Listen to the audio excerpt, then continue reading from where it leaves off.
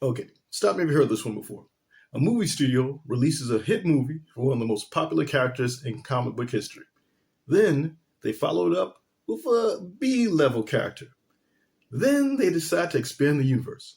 But every character they use after that are all C, D, E, F, and G listers. Now, if you think I'm talking about Sony, you're wrong. We're talking about DC.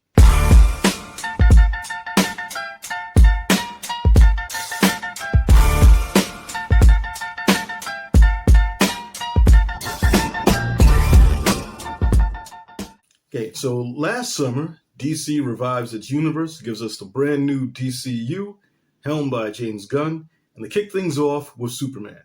Now, Superman, of course, it's got its detractors, aka the Snyder Bros, but for everybody else, this is a well-received movie, and it's a solid summer flick, gets things going, and it's a good building block for the whole new universe. Now we come to the follow-up. The follow-up ended up being Supergirl. I've heard people say that Supergirl was not supposed to be the movie that followed Superman, but something happened, things got moved around, and it ended up being Supergirl. Now, for me, that's not a problem because I've always liked the character. I thought Supergirl was a really cool character, and fine follow-up to Superman. But now, obviously, looking back, after the film has tanked, start to wonder what happened. What went wrong with Supergirl? Why did things go the way they went? Now, a friend of mine I was talking to, he said that feels that for the public, Supergirl was not a well-known enough character, and maybe they should have given her a bigger part in Superman's movie instead of just the little post-credit scene, and to help introduce her, and maybe that would have made things better. I don't really agree with that. I think that Supergirl is a very well-known character. I mean, she's had her own. The character's been in comic books for years, for decades and decades. She had her own comic book series, on and off for many decades. She was in the Justice League Unlimited animated series in the early 2000s, which was a very popular show. Then, for a long time on the CW, she had her own show, her own Supergirl series. I didn't really watch that show. For the CW shows, I really just watched Black Lightning and first couple of seasons of Legends of Tomorrow. Then that show kind of went off the rails, but the first two seasons I was a fan. But anyway, that was what I watched for CW. But the Supergirl show ran for several seasons on the CW, had a good fan base. And, then there's the fact that this isn't even Supergirl's first movie. She had another movie back in the 80s, which probably the less we talk about that is the better, but that movie existed, and this is a known character. So, she had the notoriety.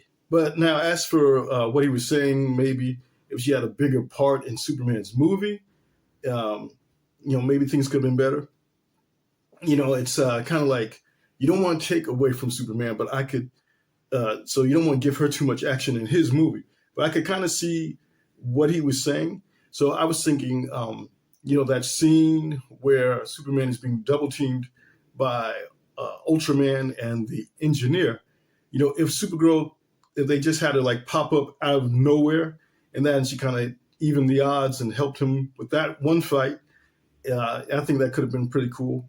And then, even after the fight, they could have had some fun with it. Like she could have been drunk during that fight. And, after they finished those two off, he could look at her and be like, "Are you drunk?" And she could be like, "Yeah." I don't know. It could have worked and led into this movie.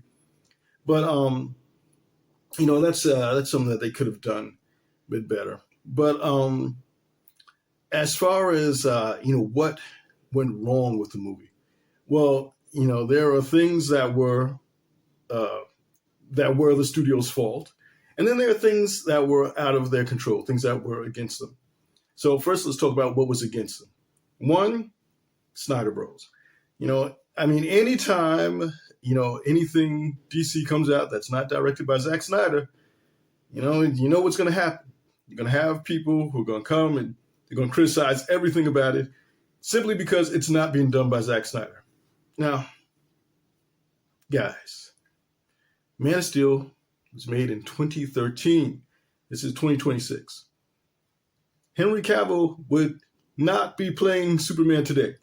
still, I mean, it would have been rebooted by this point, and you would have got a new Superman anyway. And also, as for the whole Snyderverse thing, I mean, come on, guys, look, you wanted the Snyder Cut release, they released the Snyder Cut, it happened, we all got to see his vision. You know, it's time, man, it's time. You gotta let it go. Let it go, let it go. And then, of course, you know, there's another group who I don't know if they overlap with the Snyder Bros or if this is a totally different group of people. But there is a group of trolls, you know, just like women and just like people of color.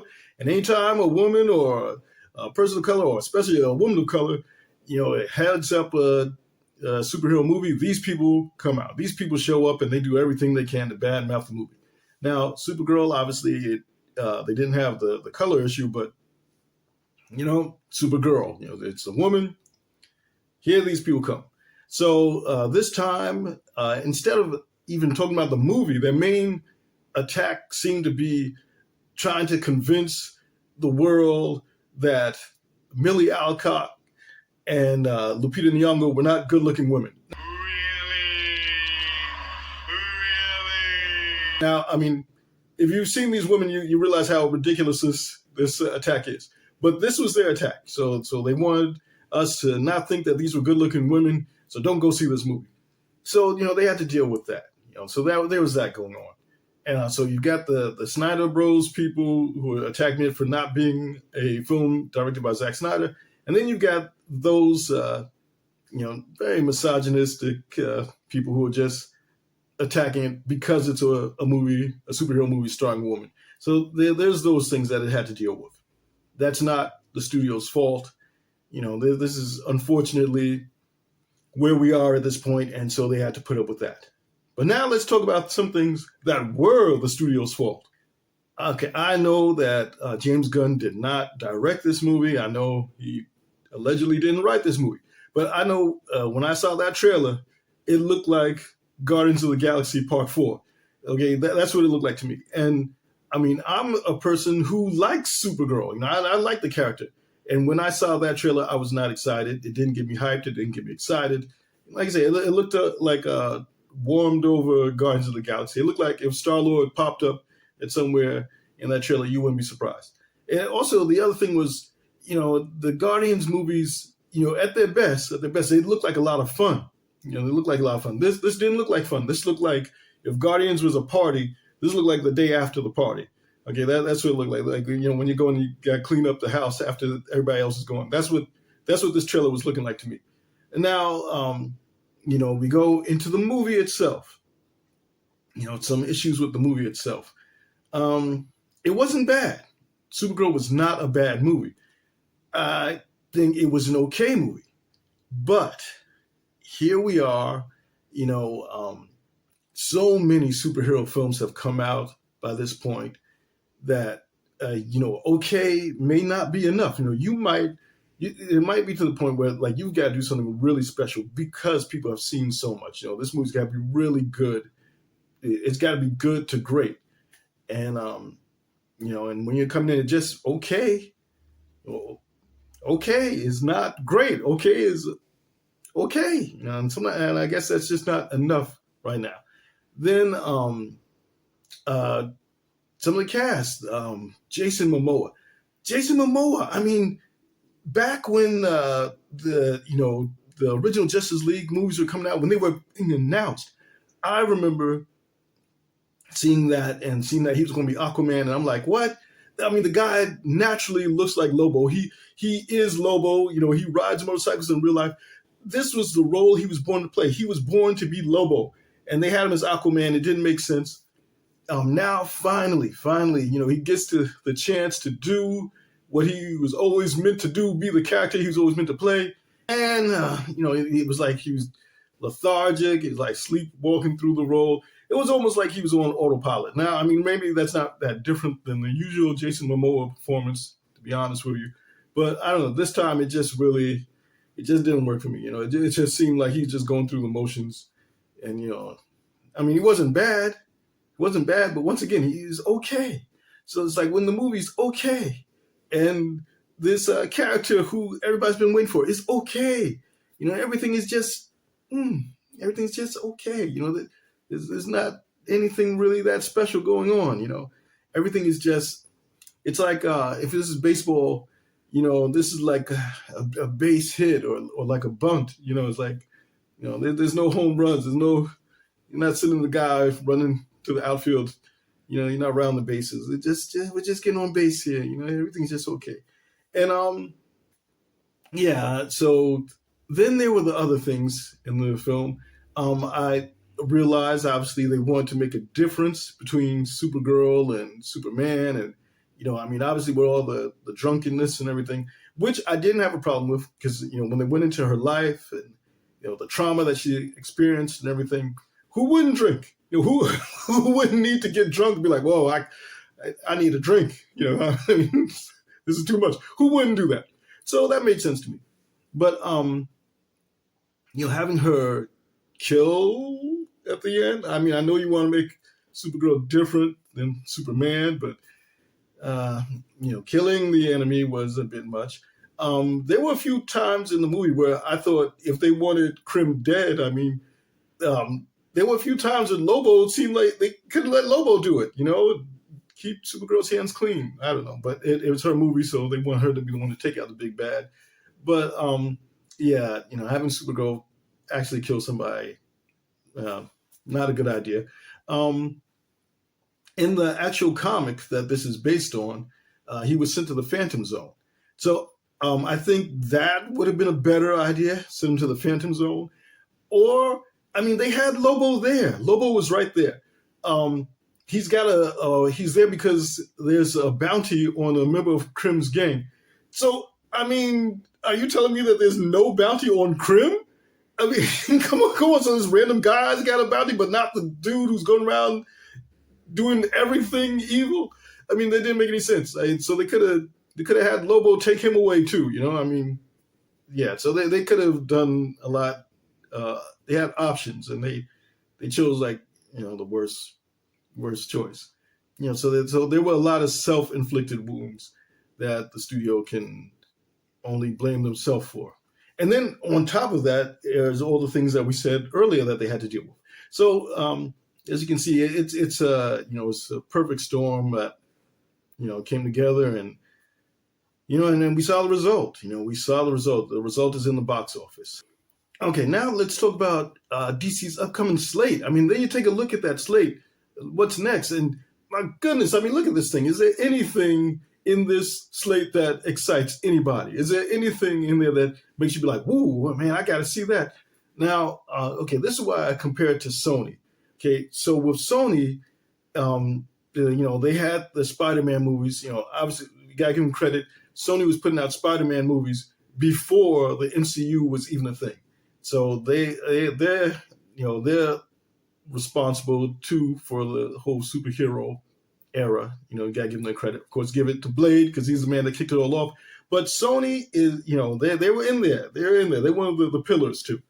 And for a while, people didn't want to give them their respect. But so Sony, they had Spider-Man. Then, they had Venom. Venom. For a long time, Venom was an extremely popular character.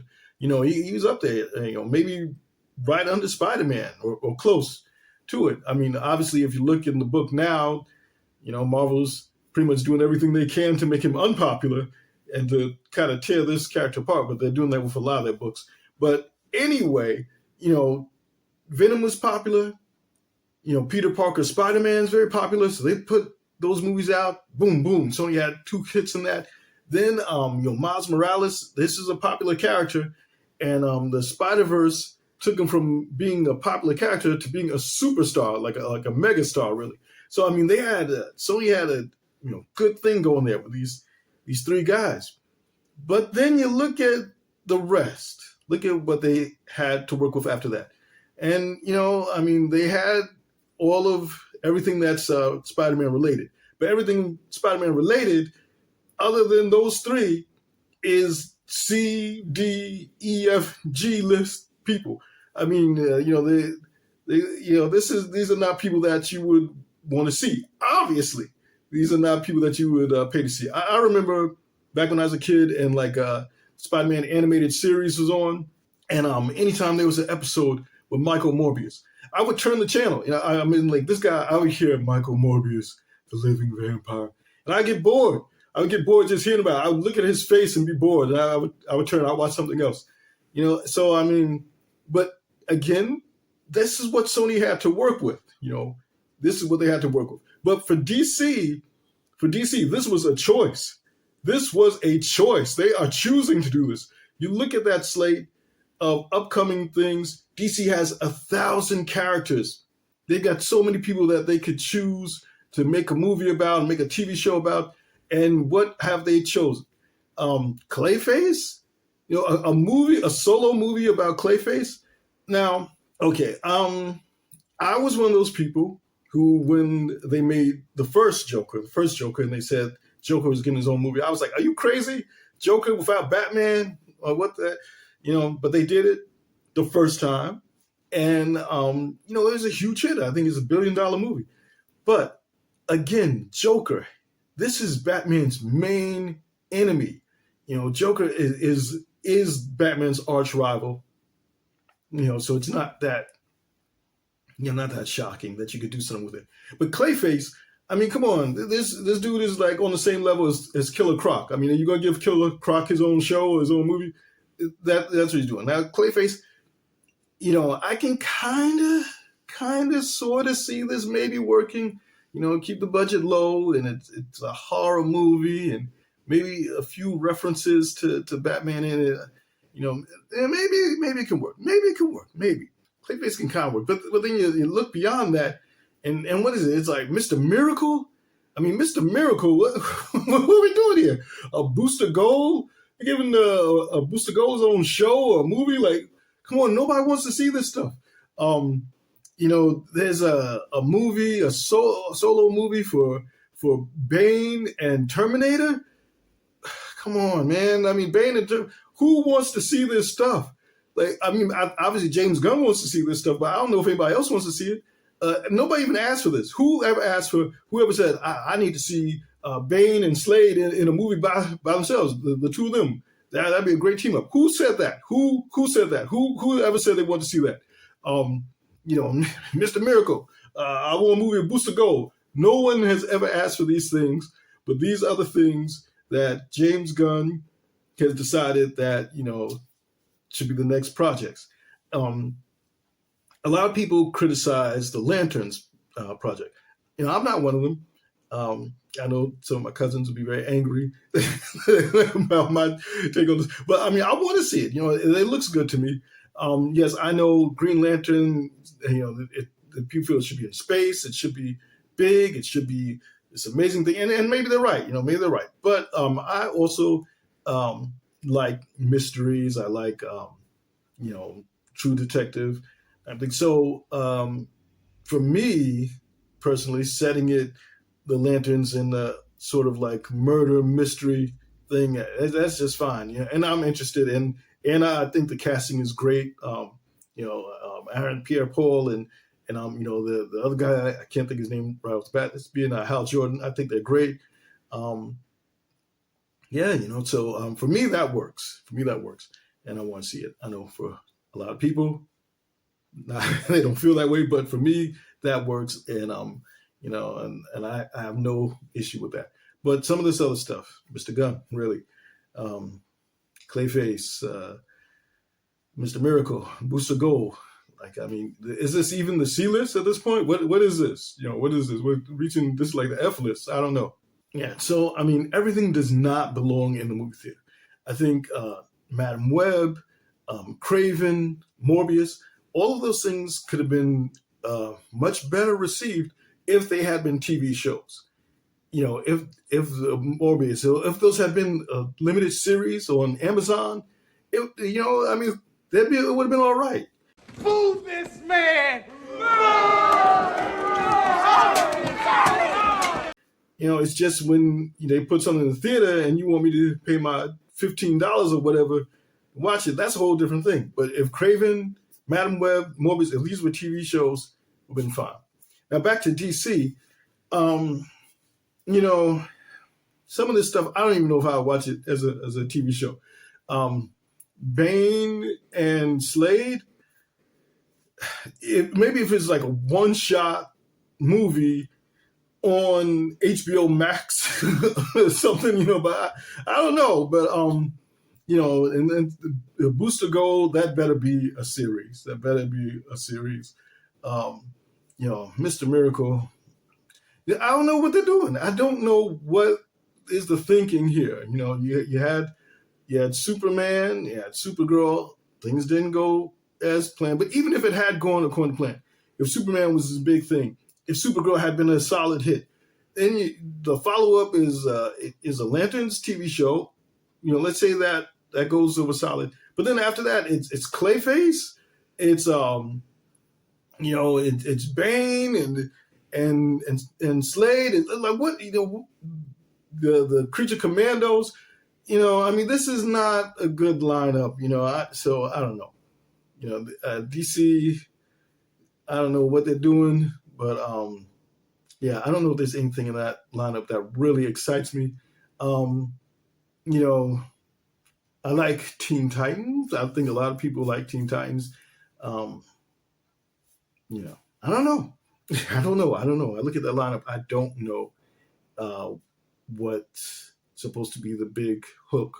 What's supposed to be the thing that really pulls people in? Maybe I'm wrong. Maybe it's just me. You know, you guys let us know in the comments. You know, you've seen the lineup. You know, do you think there's something very exciting in that lineup? Something that people who have waited to see that people would really want to see. I know that the next Superman movie is coming out, so that should be pretty good. And that's got you know, Blue Beetle is in it and stuff, and they're supposed to have their own DCU Batman at some point. So of course, whenever that happens, you know, that'll be huge because it's Batman. You know, so you can't go wrong.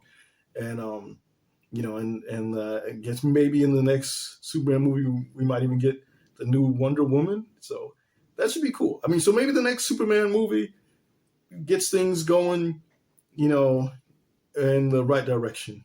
But yeah, I don't know. I guess we just got to see what happens with the Lantern series, see how that's received, and see how the Clayface movie does in October. I mean, it's October.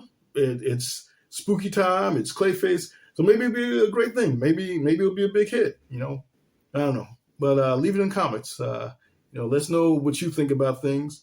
Do you think that they are taking a page out of the old Sony playbook there and not from the later part of the book where Sony realized, hey, I need to put this stuff on TV? You know, so, you know, what are your feelings? Yeah, so let us know. And yeah, there it is. Also, coming up, we've got a guy, SP Zero's list of comics that you should be reading this week. Okay, so thanks for hanging out with us, and you know, and just discussing the state of DCU right there. And see you at the next one.